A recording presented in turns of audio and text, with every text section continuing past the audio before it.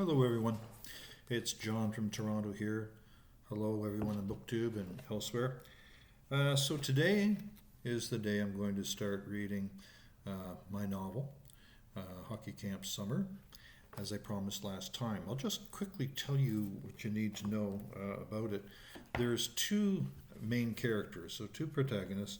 The first, and it's sort of a hybrid, young adult and adult contemporary novel.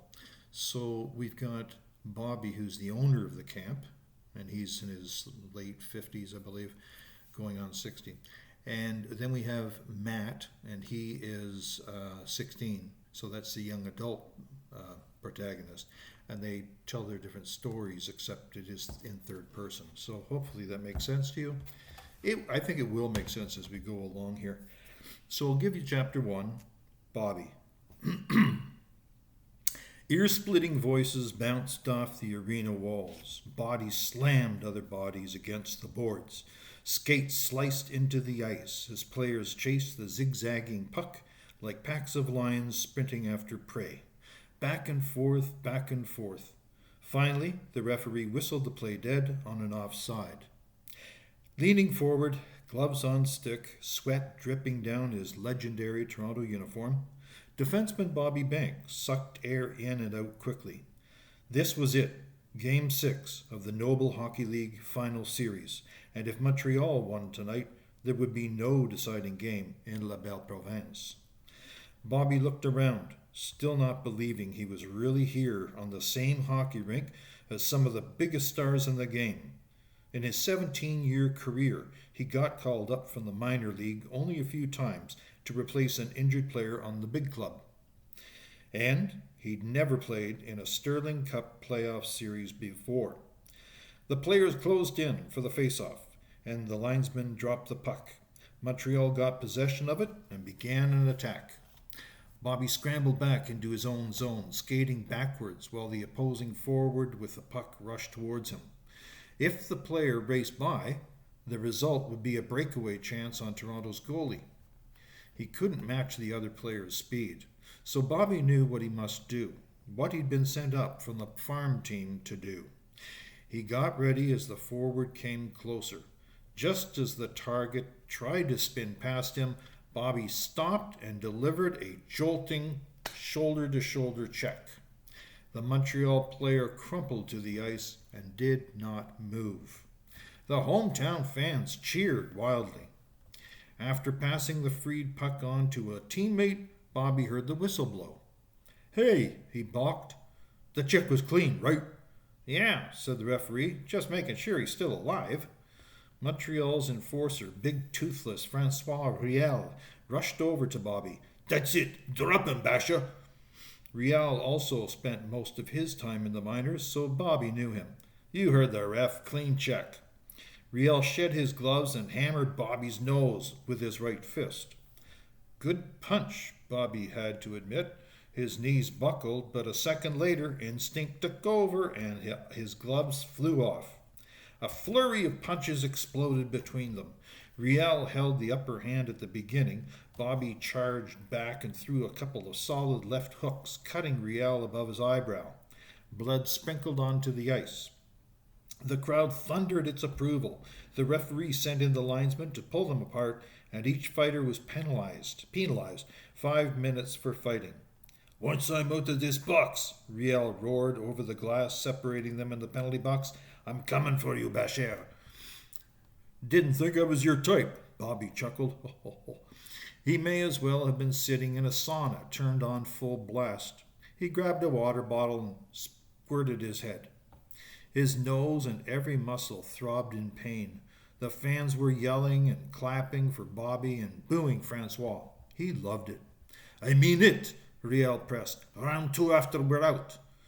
"Forget it, Princess. I already gave you your dance for the night." The score remained 1-1. Bobby glanced up at the clock and saw that once he and Riel got back on the ice, only a minute would be left in the first overtime period. Most of the play was clogged up in the middle of the rink, neither team allowing the other much time in its own zone. Something had to give. A player on one side would make a mistake, and a player on the other side would score the winning goal. Finally, the 5 minutes were up. Bobby and his enemy jumped back on the ice. Riel gave him a menacing look, but the Montreal coach yelled and waved at his goon to return to the bench. He obeyed. With the Riel threat gone, Bobby strode towards his own bench until a new hive of activity grabbed his attention. Toronto had Montreal hemmed in their own zone. Players jostled for control of the puck behind the net, and Bobby bolted for the unmanned blue line. He stood guard there as the frantic hunt for the puck raged on along the end boards. A few breaths later, and Bobby's eyes were spellbound. The black disc was fluttering right to him. Everything switched to slow motion. Okay. Everything switched to slow motion. He wound up and slapped the puck hard. All sound and time itself halted for an eerily long split second. Then the red light behind the net flashed and real time returned. The siren shrieked and thousands of fans screamed. Teammates dashed over and mauled him. Voices seemed to chant from everywhere on the planet, "Basher, Basher," over and over. The most unbelievable event in Bobby's 35 years had happened. He just scored the winning goal, sending the series to Montreal for a 7th and deciding game. There's a space of several years now, okay? The memory of Bobby's proudest hockey moment 20 years before burst inside his head like a pinprick balloon. He stared out at the shadowy lake through the back screen door of his cottage. Sarah and Rosalind slept within. Bobby made up his mind. He would go to see Ron Higgins and ask for another favor. So that's chapter 1, and that's from Bobby's point of view. And I think I'll have time, before time runs out here, to do chapter 2. And this is Matt. So we're in present day now, just as we were at the end there. Okay, Matt. Racing up the porch stairs 2 at a time, Matt couldn't wait to give Dad the news. June sunshine from the bordering park warmed the side of his face. The breeze tousled his wavy brown hair, and he combed it back with his fingers. Matt slowed down his breathing and willed away his smile. After closing the front door behind him, he slipped off his shoes and stepped past the kitchen onto the plush beige broadloom of the hallway. "Back already?" Dad said from his home office, where he tapped on his laptop. "Bus driver must have been speeding." Matt popped his head through the doorway. "Got a ride with Danny." Dad's face soured. "Don't like that kid." "What's so bad about him?" "Neighbors say he's a stoner." He smokes pot once in a while." Matt shook his head. "That's no big deal." "Losers are bad influences." Matt stuck his hands in his pockets. "He doesn't influence me." "Hope not." Taking a sidelong look at him, Matt worried about the weight Dad had put on lately and those dark circles under his eyes. Dad's face turned and matched his gaze. "Anyway, how did it go?" A huge smile came to Matt's face. "I got it." He held up his driver's permit as proof. Sorry. Blech. A quick thumbs up from Dad, and then the typing started again. Matt looked down at his shoes and frowned. "So let's go driving."